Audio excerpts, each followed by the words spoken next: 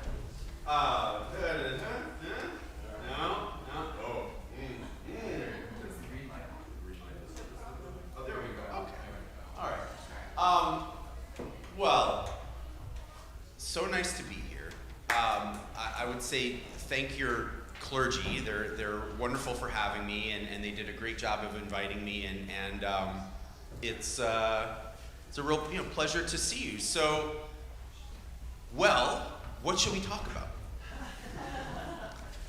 No, seriously, what I want to do is rather than lecturing at you for a while, I'd rather have people shout out like a brief thought of like why you're sitting here right now. Right? You could have gone home.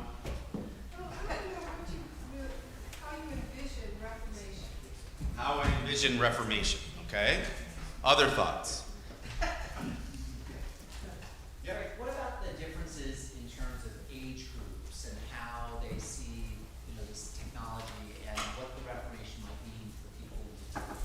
Age groups and technology, okay. All right, people are sticking with it.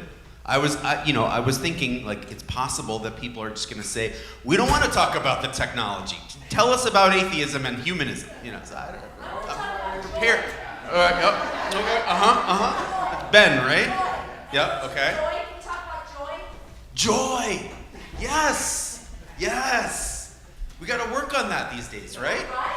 Right? It was not my joy was not the topic that around which I went to school to be here with you today.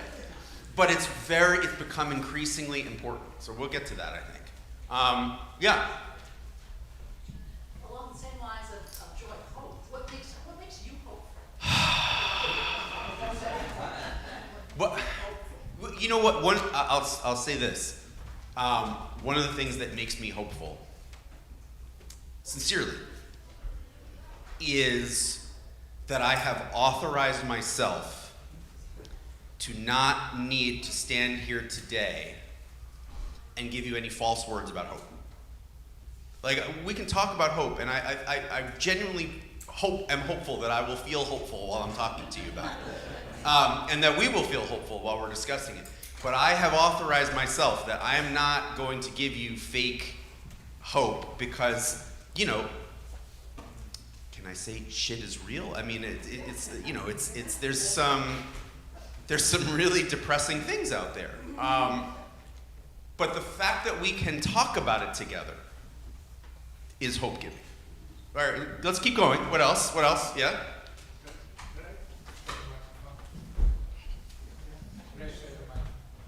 Yeah, just talk to me and I'll shout it back if needed. Yeah? I was reading about the term Godfather, which seemed theologically ironic and cinematically troubling. And I was just curious about your reaction. You mean, is that in my bio? Yes. Yeah. What's his name? Mark Ostrander, writer for the New York Times. He's messing with me. You understand, right? He's messing with me. So I'm messing back with him, and with the whole New York Times and what, it's like, yeah, I'll put that in my bio. Sure, fine. You want to call me the godfather to the humanist movement or whatever it is? Yeah, fine. I'll put it in my bio. That's fine. I mean, it's just people messing with each other. I'll tell you a funny story about that. So, you know, I'm now like a middle-aged chaplain. You know, I started out as like a young chaplain, right? Been doing this for 20 plus years. And like a Jeff Bezos of theology, you know, same bald and everything.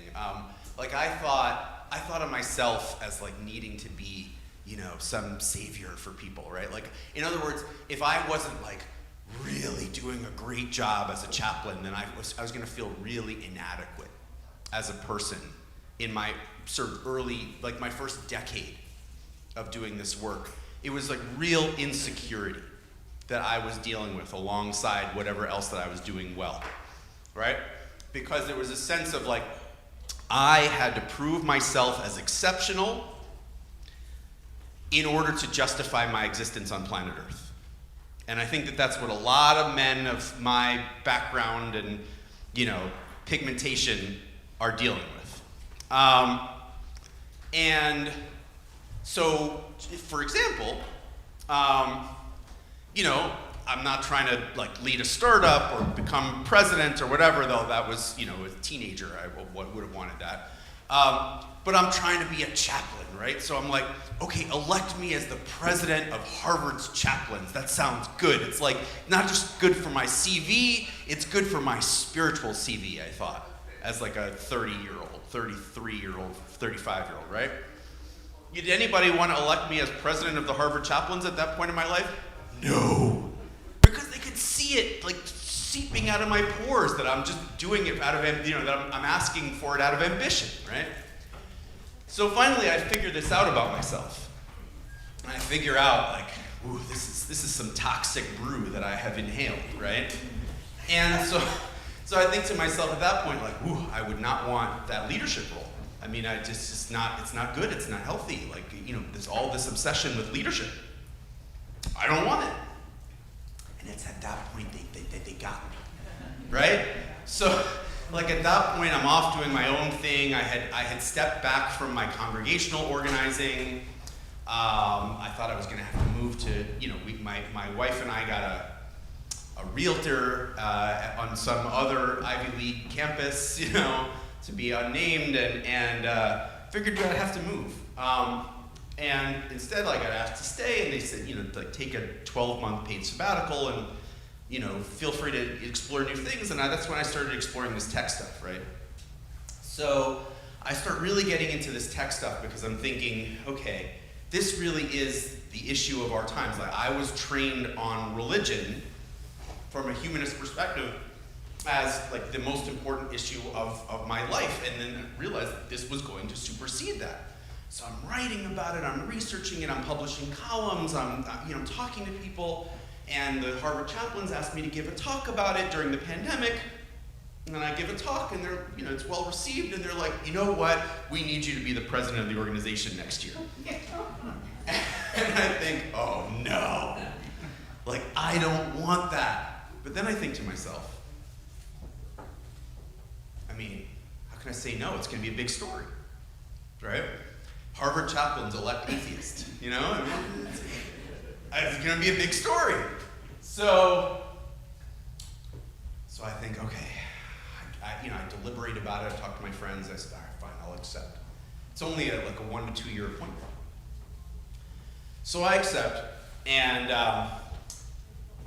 first day of the job, I'm in the office of the Harvard University president's office. I'm not talking to the president himself at that point, talking to a very high-ranking official, you know, there in his stead at the moment. He was off travel. And we have a great meeting, you know, here's what the chaplains are going to do this year. And then at the end of the meeting, she's like, anything else you want to discuss? And I say, yeah, so the New York Times article about all this is coming out tomorrow. And the blood drained from her face. and the what? You could have mentioned that earlier. We would have shut it down, you know? And so the New York Times article comes out, and it causes sort of an international furor. And you know, Pete Hegseth, our country's esteemed Secretary of Defense, apparently, when that story comes out, he tears his Harvard degree down off the wall, defaces it, and mails it back to Harvard, as he has said multiple times. Among other things. And you know, sort of like, yeah, you guys didn't realize this was gonna happen? Right? Like, the thing about the line about the godfather to the humanist movement had already been in my bio at that point. It was from a separate New York Times article. So it's like, what did you guys think was gonna happen? Anyway, it was a big panic. And it was the sense of, leadership. Leadership is running the meeting. Leadership is, knowing, when to call on the right person and when to, right? That's the formal leadership, right? Which is nice, but it's like, it's not worth all of the agony that so many people, mostly men, put in to, like, I've got to be a leader, a leader, a leader, a leader, a leader. You're told at Harvard, be a leader, a leader, a leader, a leader. Everything, leader, leader, leader, leader. What, so you can chair a meeting? Really? Why not just be a person? Just be a person. Maybe you'll get to chair the meeting anyway. Maybe you won't. But, like, will your loved ones respect you? Will you feel connected with them? Will you feel happy? Will you feel like you've lived your days appropriately? Like, enough with the leadership. Enough. And I honestly think that would be a good humanistic lesson for a lot of people to learn in this world. So that's my story of how I learned that lesson very deeply. Yeah. Greg, what do you hear is the most common issue that young people at Harvard and at MIT, if there is one, come to you about? Yeah, so, I mean, the most common issue that people come to me about at Harvard and MIT, and I'll say this to start talking about, some of the other questions that were asked, both your question and the other question, because I see them as very tied together.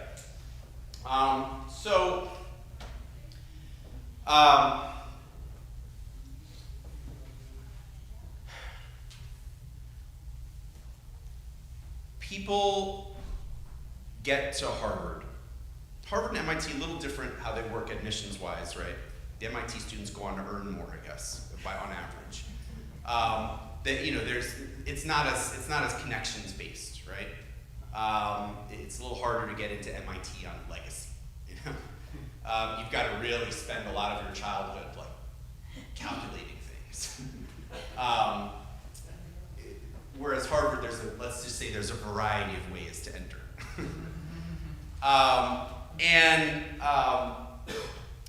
But nonetheless, let's talk about Harvard for a second. Students, by and large, who get there have something that tends to be in common. It's not true of every case.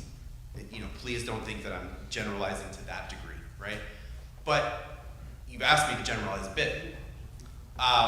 They have this thing in common, which is they've been selected for being somebody who has dedicated his or their life to that point, to being and seeming impressive. Right?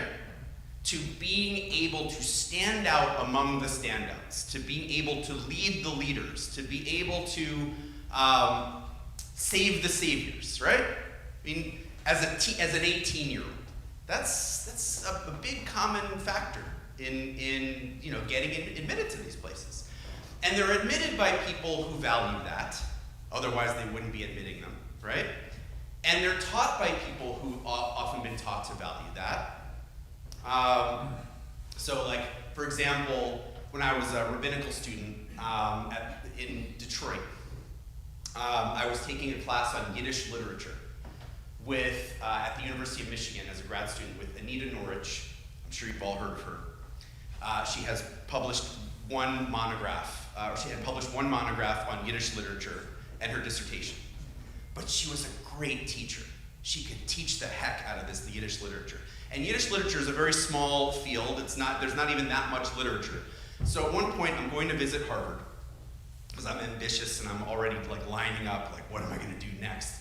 And I go to visit Harvard, and I sit in on a class with Ruth Weiss, who's also teaching Yiddish literature, and she's teaching almost identical syllabus, right? An almost identical syllabus, but she's the most famous person in the world in her field of Yiddish literature. In fact, over at Michigan, we were reading a lot of Ruth Weiss's books, right? And I sit and I'm sorry, Ruth, if you're out there, if you're watching this on live stream or whatever, if your friend is in the pews and they're telling you this now, but Anita Norwich's class was so much better. Because this is somebody who's truly there to teach, who loves to teach, who loves students, who loves dialogue, who loves literature. Whereas Ruth just came across to me, she telegraphed to somebody who's up there to write great books that you're going to buy and read and say, how great Ruth is. It wasn't about how great Anita was in Anita's class. It was about how great the discussion was between us as students, right? So Harvard is selecting for people who know how to, hashtag humble brag, like make it about them, but in a way that's palatable, right?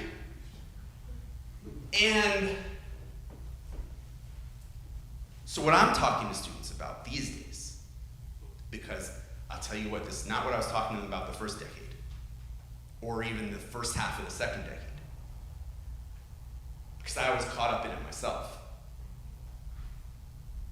I wanted to be that impressive too. I wanted to be noticed too. But now, what I'm talking to students about is, guys, is this really how we want to live? Like, is this really what we're trying to do? Just more of this forever? Like, is there something more? And so you see how, like, I could actually form pretty decent alliances with liberal religious folks, right?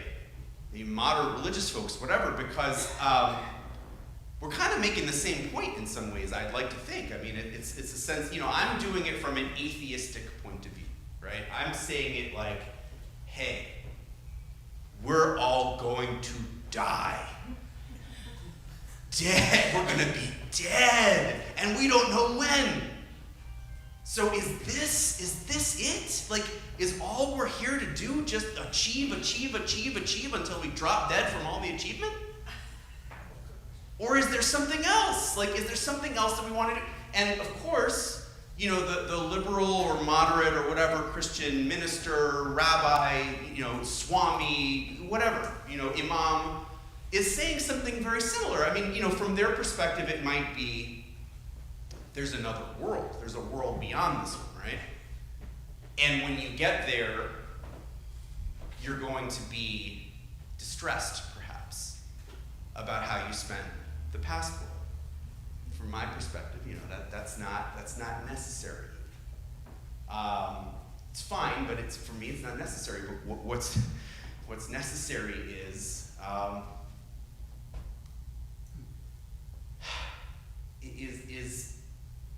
that there really is something more that we could do. So, to your point, right, to your question, I would say what I'm talking about when I'm talking about atheism, humanism, etc., is the sense that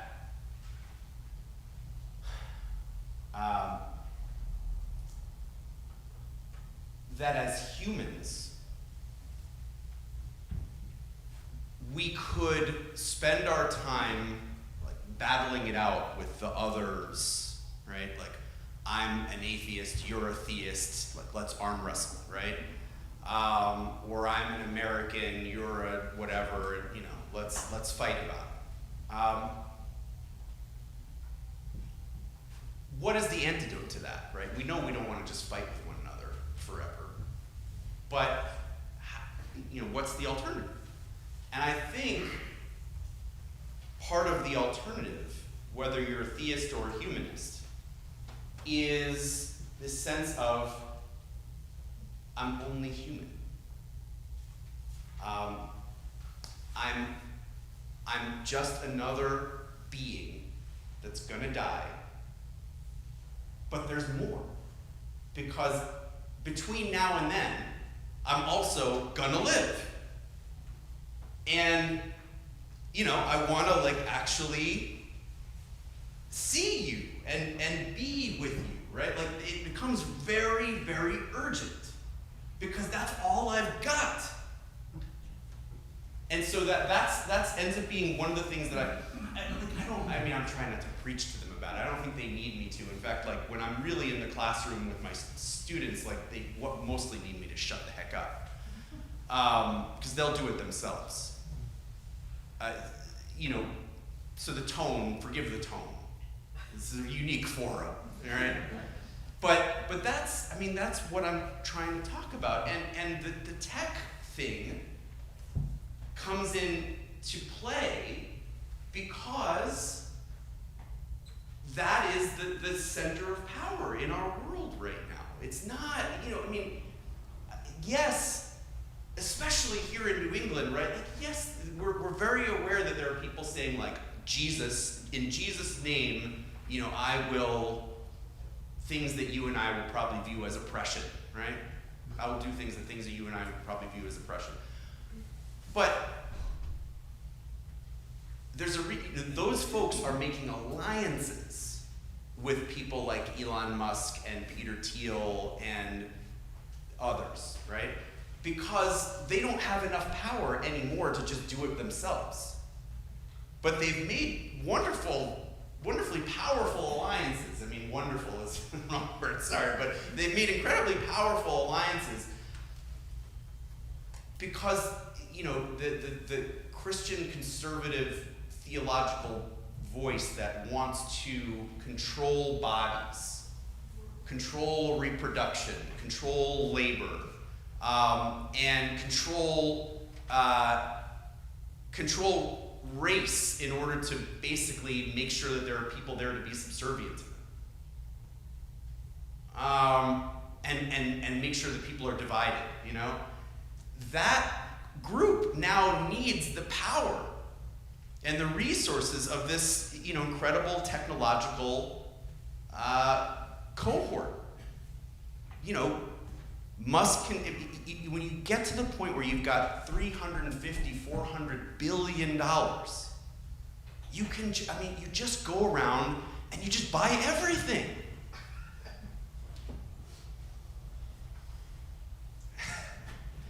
And so this is some of the stuff that I talk about with my community. Yeah. Do you have services, or is it all classroom? So the answer to that is I for a long time sort of straddling the eras between the time when I was saying where I was the insecure one, but I was trying to do this role anyway, and then the time where I felt differently about it. The sort of decade that straddled those two things for me personally was a decade where I was also working on leading a congregation and then leaving the congregation. And so it was my congregation was the size of this one. It was we would have an average. We met on Sunday afternoon because the atheists and the agnostics and their allies they don't want to get up early on Sunday morning. But it was the same number of people in a similar building. We didn't have the UCC and the Unitarian legacy, so I had to go around the world raising money so that we could afford our $100,000 of rent in Harvard Square. We would meet every Sunday afternoon, and the kids would go off into the other room. We had a couple of little rooms for it, into the E.O. Wilson Learning Lab. Ed Wilson, the evolutionary biologist, lent us his name and his picture, and we would we would do music and poetry and a lot of the stuff that you're doing here. And no worries, no competition. I'm out of the business. Yes. It says offers congregation as one of the main hopes for the future. Yes. Which book are we talking about? Okay. Yes. Okay. Yes, because that's true. But I want to make a distinction, though. Like, so my first book, which I wrote as a younger person,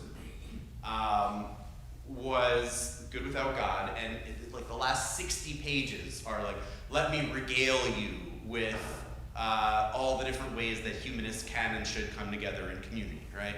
Like, by the 42nd page, I could have wrapped it up, you know? Like, but anyway, but in the tech agnostic book, what I'm doing is something a little different. I say, yeah, look, I tried the congregation thing. It wasn't for me. It wasn't necessarily for a lot of the people in my cohort, right? Like, we had a lot of young people that, I mean, by the way, like, we just like, and I hear that understandably and very hopefully, like, since the election, like, the pews might be just a little fuller here, you know? And I think that's cool. I think that's a really hopeful message. But, for me, it was the sense of, yes, I'm really glad that all these people who are coming want to spend their Sundays or their week or whatever with us, but like, I had to work 80 hours a week just to make it a thing. And then I had a kid. And I was like, I was working 80 hours a week to make it happen for the congregation. Like, I wasn't making it happen for myself and my family. Like, at that point, like, my wife's a lawyer. I mean, we had enough money from her. It was like I was giving back my whole paycheck, and it was like, oh, I don't think I can do this my whole life. But the biggest thing was, for me, it was the sense of, oh, there's this other kind of community that has risen up for my, I'm born in 1977, but, for people that are younger than me, let's say, and also my cohort too, in a lot of ways, there had been this other kind of community that had risen up. Like, Mark Zuckerberg comes out with this statement in 2017 where he rewrote the Facebook mission statement, then Facebook, now Meta, to say essentially, we're bringing the world closer together. And if you read his 2017 revised mission statement, it reads like he had been to Harvard Divinity School, or at least paid people to go there for him, right? And because at that point, they're talking about how they're essentially building an online digital congregation for the masses and for people who, whether you're religious or non-religious, like, come to Facebook and do, and it's like, oh, they kind of stole a lot of the ideas from places like this, but they've scaled it. And I'm not saying it's a good thing. Of course I'm not saying it's a good thing. But they've done it, and so, like, that's how people are used to relating to one another now in their 20s, 30s, and teens or whatever. And so my rebellion, I suppose, was to say, like, I don't quite want to do either one. But I really want to talk to the people who are doing the new thing and sort of help them figure out, like, is this really what we want to do? Is this how we want to do community for the rest of our lives and the rest of humanity? And of course now with the AI friends and the AI confessors and the AI, lovers and the AI, right? So, like, it's only going to get worse if you buy into the idea that this is heading up, right?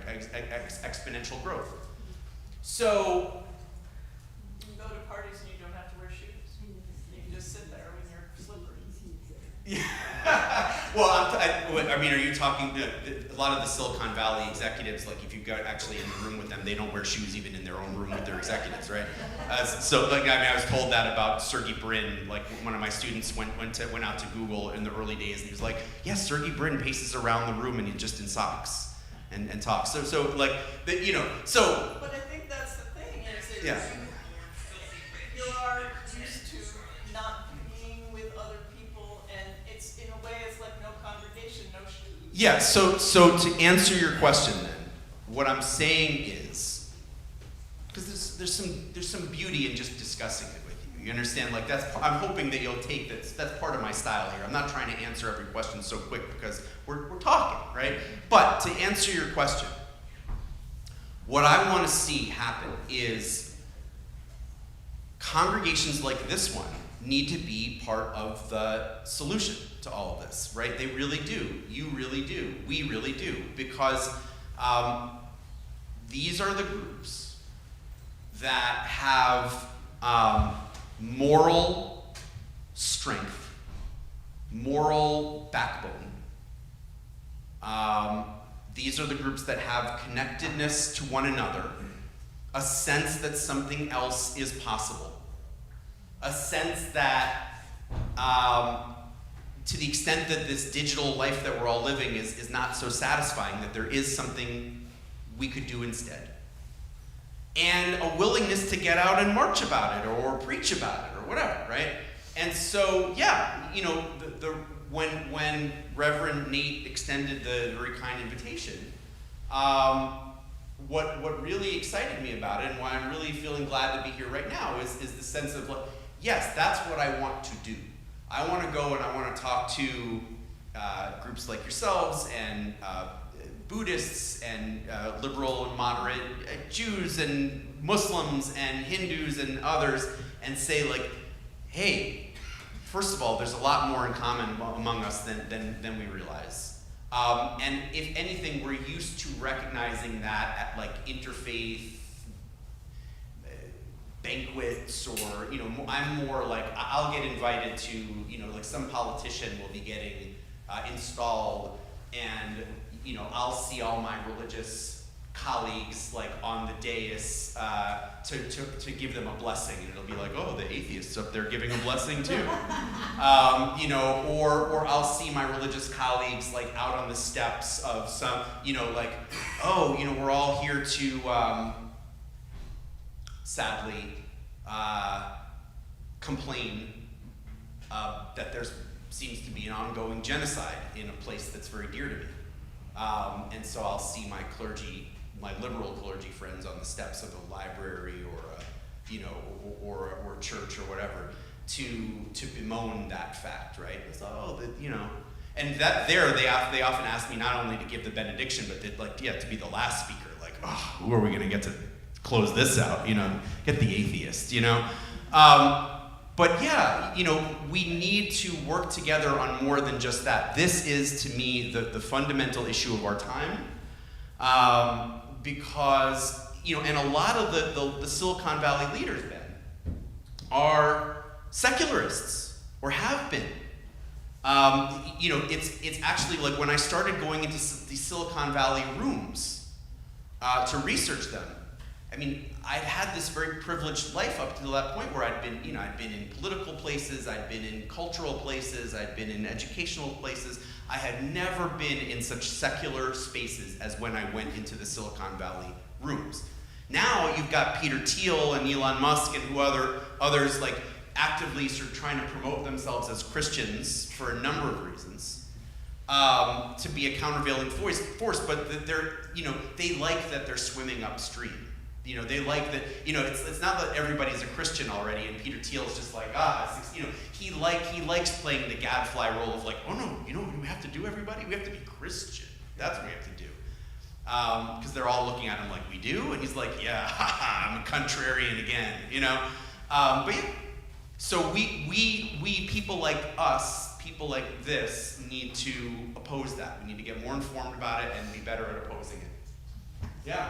What else? What else? So, Tom, the technology sort of community, so to speak, is all attention and emotional excitement driven, which is the opposite, you know, of what we experience in church, where we get reminded to be silent and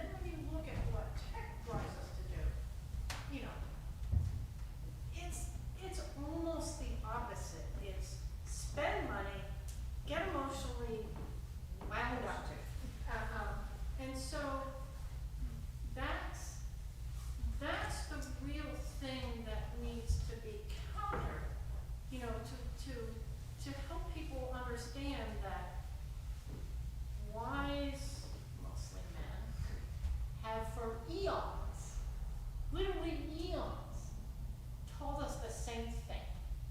And we discard that at great cost. Small bone to pick, and then I'd like to affirm what you're saying, mostly. All right. By the way, the wise, mostly men, have told us. Carl Sagan wrote this beautiful, these sort of beautiful aphorisms as part of his scientific outreach. For small creatures such as we, only love can give us hope in this vast, the vastness of the universe, right? That we're all here on the pale blue dot, this little tiny dot, in a sort of nondescript part of a vast universe, right? It's actually, Andrian, his wife, was more of a poet than him, and she actually helped him to come up with the words. So it's unclear to me that really it was mostly men who wrote all the great lines, and mostly men who got credit for them, I guess. But there were quite a number of people writing these great lines in history. The slight bone to pick is this, because you hired me to, be the atheist voice in the pews, right? So for a couple hours. So I'll say this cantankerously. The golden rule. You may be familiar with it. For a long time, I don't know if it's still the truth, but for like a long, long time, I'm proud to have my name and sort of like an argument that I make in my first book in the Wikipedia page of the Golden Rule. And I don't mess with Wikipedia, but somebody put it there once and it stuck. The idea to me is, yes, you can find the Golden Rule in all the great religious texts. But if you really look at what the texts are, they're usually compendia of huge bodies of literature, right? Like the Bible is a collection of dozens of books written by different people over different periods of time. Same with a lot of the sacred texts of the world traditions. So anywhere you go in any of these traditions, you can find the Golden Rule in there. But it's not on page 1. Okay? You don't open it up and get to the Golden Rule like, okay, what we're going to do, all right, here's what I'm going to set out for you, and it's going to be love your neighbor as yourself, or don't do what to others, what's hateful to you, and then I'm going to tell you 500 pages of stories. No, you got to go looking for it. Like, you got to wade through a lot of murder and a lot of incest and a lot of, like, really strange stuff in some cases to get to the page that has the Golden Rule on it. And so let's just keep that in mind. Okay.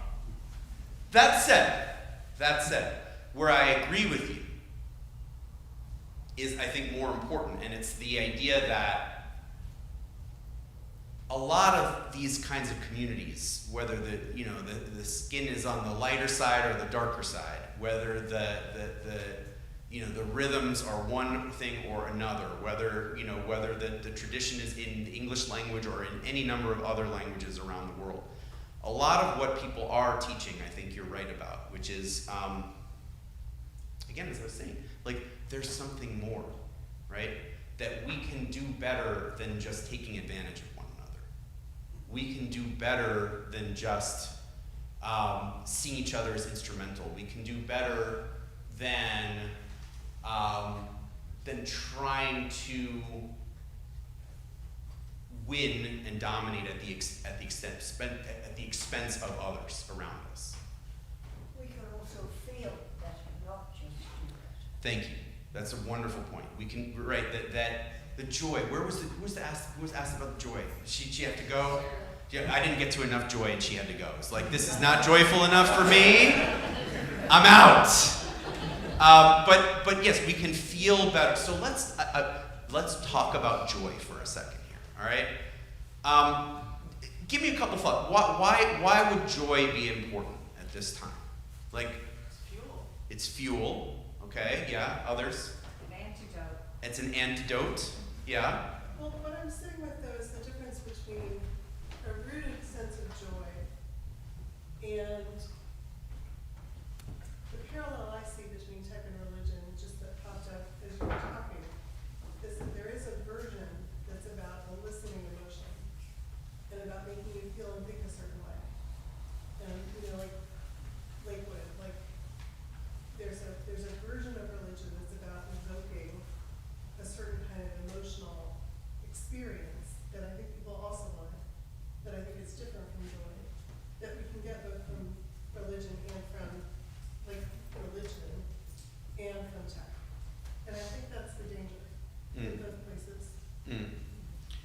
So what that raises for me, I think one of the things that is really powerful about a congregation and why like you've even got enough atheists to form a really cool discussion group about atheism in a congregation like this one.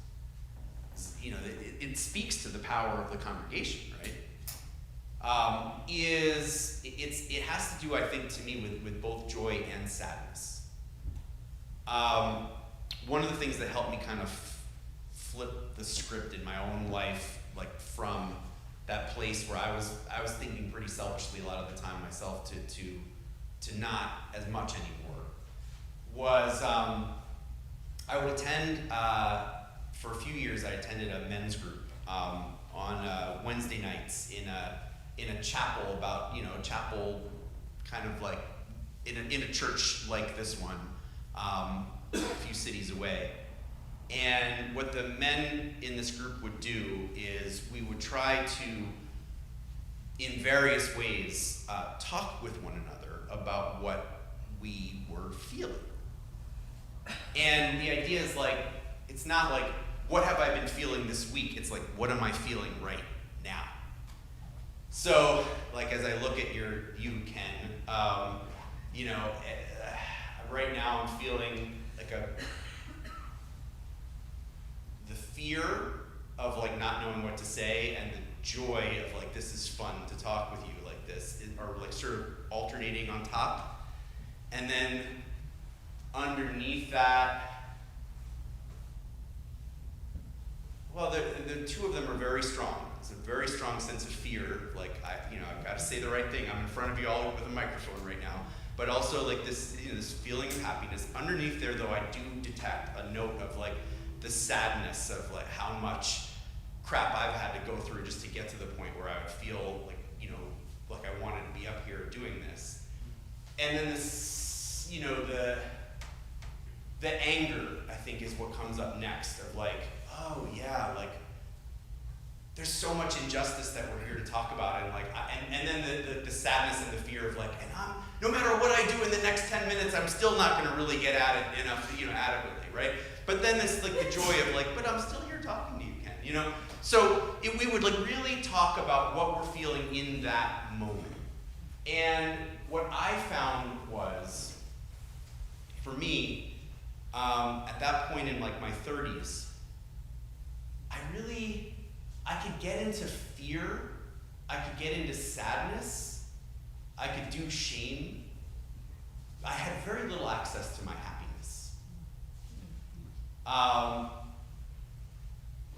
Because, like in the moment, I could do the sadness, right? But when I would go out into the regular world and live my life, like I didn't want to feel sad, right? I was taught to like do the whole, I'm going to be great, I'm ambitious. Like it was like a way to push down my deep sadness about myself and my fear about my life and the world and whatever. And so when you do that, what I found, and I think others have found this well, like you don't get the joy. You don't get to feel the happiness if your life is an exercise in suppressing the sadness. And so what I think is so on point and important about joy right now is if we feel more joy, it will be something that we've earned. Because, not earned in the sense like, oh, I was good and now I deserve joy. No, we've earned it through our work of feeling the sadness, not running away from it. And I think that would be a very powerful thing for us to be able to do.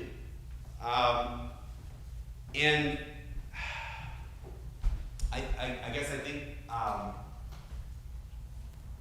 for the atheists and the humanists and whatever among us, it's the sense of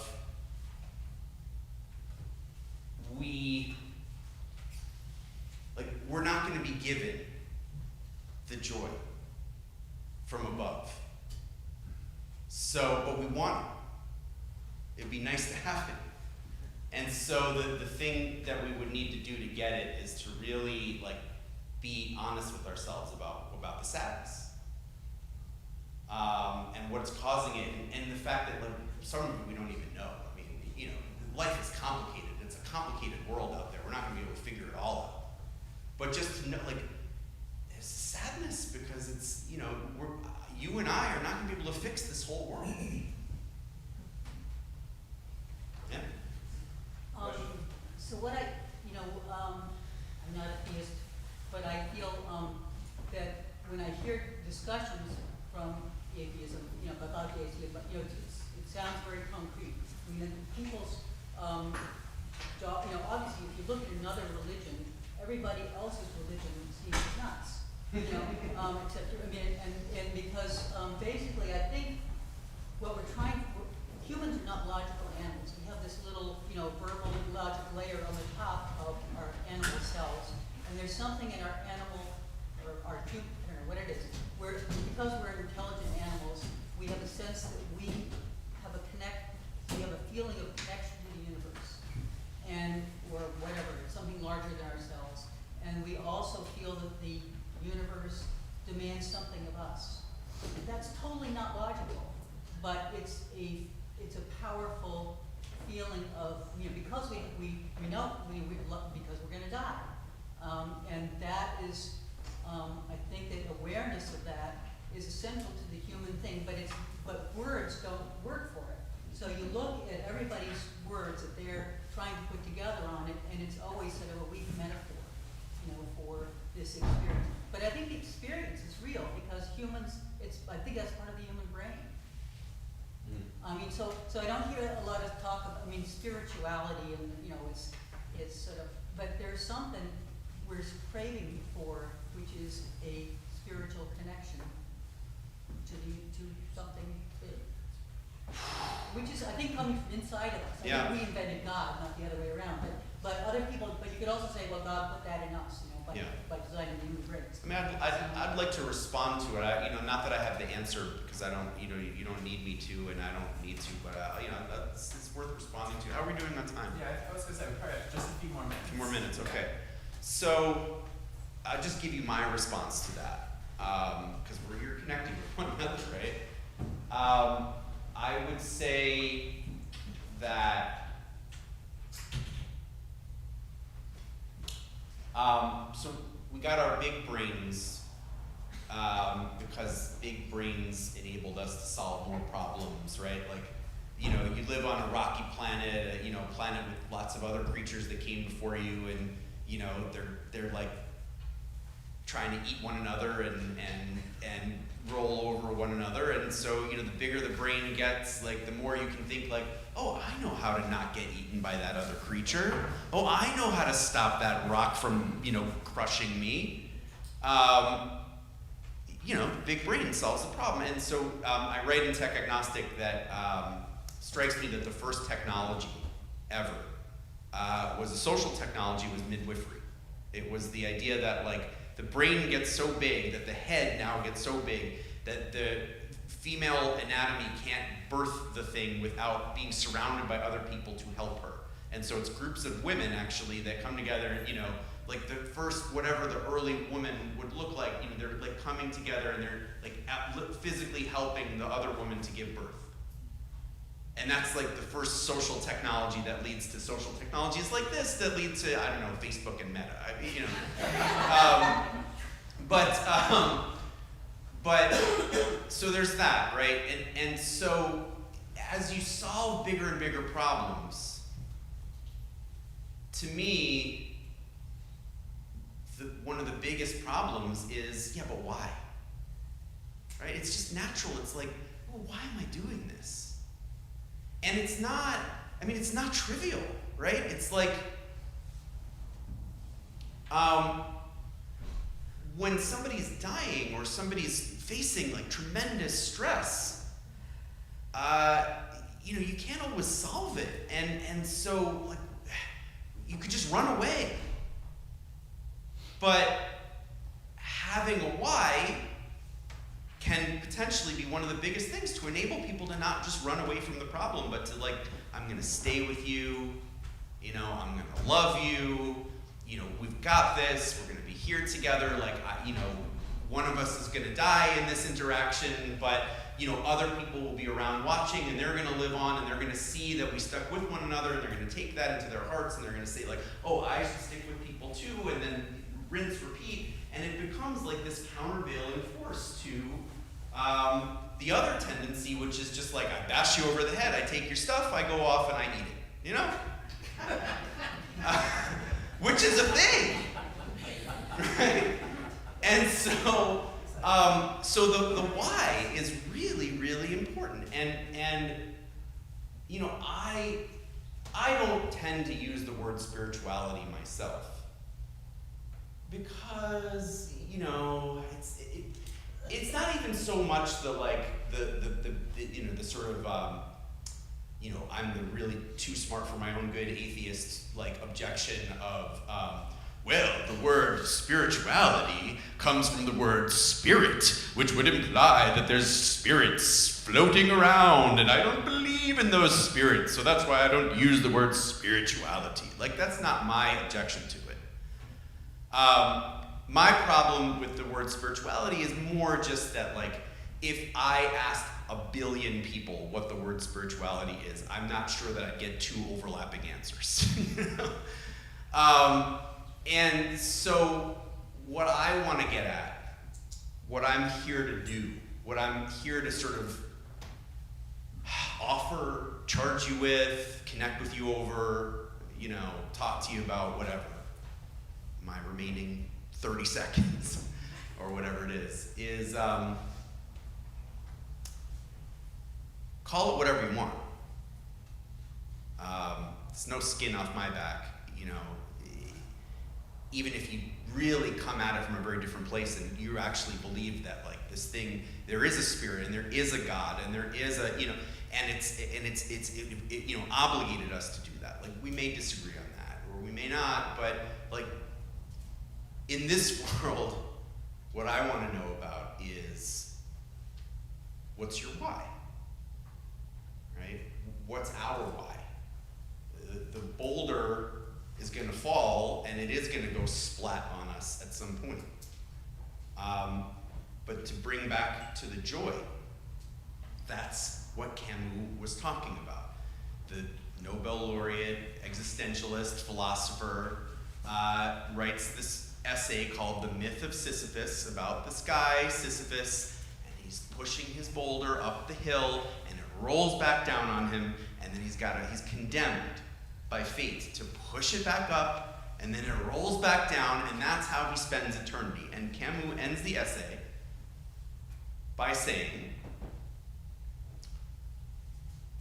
you have to imagine that Sisyphus is happy doing this. Which, maybe not. You know, have you ever been happy doing the dishes or the laundry? I actually have at times. I do a lot of dishes and laundry. I do dishes every day and laundry every week. And I feel happy sometimes, but it's the ultimate Sisyphean activity, right? Like, you put the dishes in, and then like 10 seconds later, you got another dish that needs to go in, right? You do the laundry, it's all done, and then somebody in your house comes and like, another dirty shirt, right? Again and again for eternity, or as long as we're here. And Camus says, but you have to imagine that there's a happiness in that, because it's like struggling with your family's dishes, struggling with the laundry means that you're there in the game with your family, with the dishes, with the meals that you're having together, with the laundry that's getting dirty because you're spending the time together, because you're engaging activities, you're going out and playing, you've got a baby vomiting on you, whatever. Not if we're doing it all by ourselves, right? Like, if I were doing a bunch of dishes in my house and a bunch of laundry in my house, but somehow everybody was just bringing their dishes and laundry over to me, not talking to me, and I was just responsible for doing the dishes and the laundry, but like, I didn't get the part of it that was like the activities together that caused the dishes and laundry to need to be done, I would not be happy. Sisyphus be damned, right? But if we are actually doing it together, if Sisyphus is not alone, which is something that a student of mine who's now a chaplain at MIT for Indigenous students, Nina Litton, taught me. If Sisyphus is not alone, then I buy it. If he's alone, I don't buy it. That's what I'm going to leave you with, is I think we're here, atheists, theists, whatever, because we recognize that there's real beauty in not being alone, there's real sadness in being alone, and we're going to come together in a meaningful way. We've got a why together. We don't all have to have the exact same why, but we've got a why. We're here for it. We're going to do it.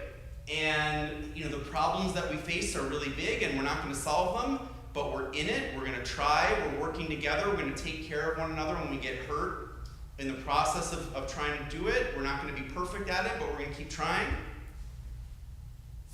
And we're going to engage with others who feel similarly. And that's what I got for you.